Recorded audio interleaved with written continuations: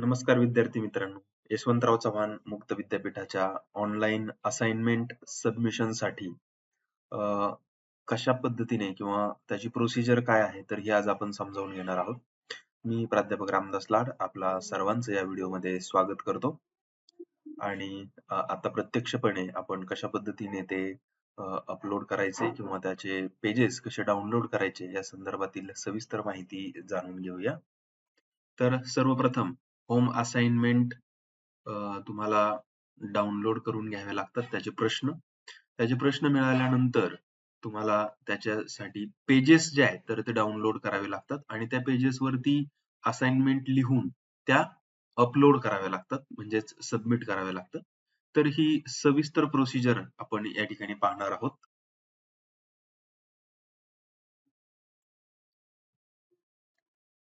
सर्वप्रथम गुगल वरती गेल्यानंतर तुम्ही गुगलवर डायरेक्ट ASM YCMOU असं डायरेक्ट तुम्ही सर्च करू शकता. ते सर्च केल्यानंतर आपल्या समोर ही विंडो ओपन होते, YCMOU 2025. आणि इथे होम असाइनमेंट वगैरे हे सगळं इथे तुम्हाला दिसतात. तुम्ही डायरेक्टली इथे याच्यावरती क्लिक केल्यानंतर त्याचं जे काही होम पेज आहे तर ते होम पेज या ठिकाणी तुम्हाला दिसेल. आणि असाइनमेंट सबमिशनची जी काही लास्ट डेट आहे तर ती या ठिकाणी हायलाइट झालेली दिसेल. आता ती आपल्याला 15 डिसेंबर 2025 अशी दिसते आहे. मी आता ती हायलाइट केलेली आहे. तुम्हाला ही डेट या ठिकाणी पाहता येऊ शकेल. त्यानंतर खाली स्क्रोल केल्यानंतर इथे युजर गाईड म्हणून आहे. इथे क्लिक केल्यानंतर user guide, student user guide ही फाईल तुम्हाला डाउनलोड करता येईल. ती PDF फाईल आहे. म्हणजे कशा पद्धतीने होम असाइनमेंट पेजेस डाउनलोड करायचे आणि अपलोड करायचे तर याची PDF फाईलच्या स्वरूपामध्ये तुम्हाला माहिती मिळू शकते. त्याचबरोबर इथे नोटिफिकेशन्स आहेत. म्हणजे या जानेवारी किंवा डिसेंबर जानेवारीचे जे काही गृहपाठ आहेत म्हणजे होम असाइनमेंट आहेत तर त्याच्या अपलोडिंग बाबतच्या जी काही माहिती किंवा नोटिफिकेशन जे आहे तर ते तुम्हाला इथे पाहायला मिळेल. त्यानंतर कोणकोणत्या कोर्सेसचं होम असाइनमेंट सबमिशन सुरू झालेलं आहे तर ते तुम्हाला या टॅब वरती या ठिकाणी दिसू शकेल. आणि त्यानंतर थोडंसं वरती स्क्रोल केल्यानंतर इथे लॉग इन पोर्टल दिसतंय. इथे आहे स्टुडंट लॉग इन आणि इथे आहे ऍडमिन लॉग इन. विद्यार्थ्यांनी त्यांच्या असाइनमेंट अपलोड करण्यासाठी किंवा असाइनमेंटसाठी स्टुडंट लॉग इन या ऑप्शन वरती या टॅब वरती काय करायचंय, क्लिक करायचंय. या टॅब वरती क्लिक केल्यानंतर तिथेच आता नवीन विंडो या ठिकाणी ओपन झालेली तुम्हाला दिसेल.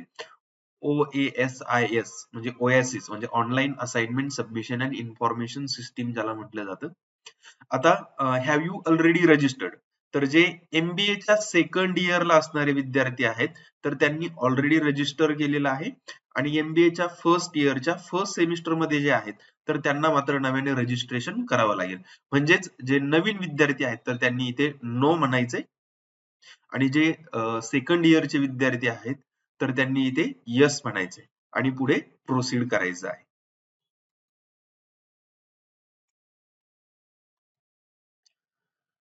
आता उदाहरणार्थ मी MBA च्या सेकंड इयरला आहे. मला थर्ड सेमिस्टरच्या असाइनमेंट ज्या आहेत तर त्या संदर्भात मला पेजेस डाउनलोड करायचेत आणि त्या सबमिट करायच्या आहेत.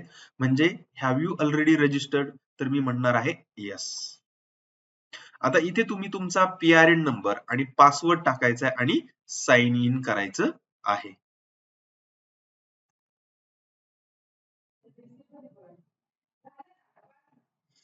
ओके. इथे तुमचं लॉग इन झाल्यानंतर तुमचं पेज ओपन होईल. ते पेज ओपन झाल्यानंतर इथे लेफ्ट हँड साइडला इकडे लेफ्ट हँड साइडला माय प्रोफाईल इथे तुमचा PRN नंबर, तुमचं नाव, तुमचा अपार ID, ABC ID, mobile number वगैरे सगळं इथे दिसते. स्टडी सेंटरचं नाव सुद्धा इथे तुम्हाला दिसतं. त्याचबरोबर तुमचा ईमेल ऍड्रेस सुद्धा इथे चेक करता येतो. आणि त्यानंतर तुम्ही जायचंय माय असाइनमेंट मध्ये.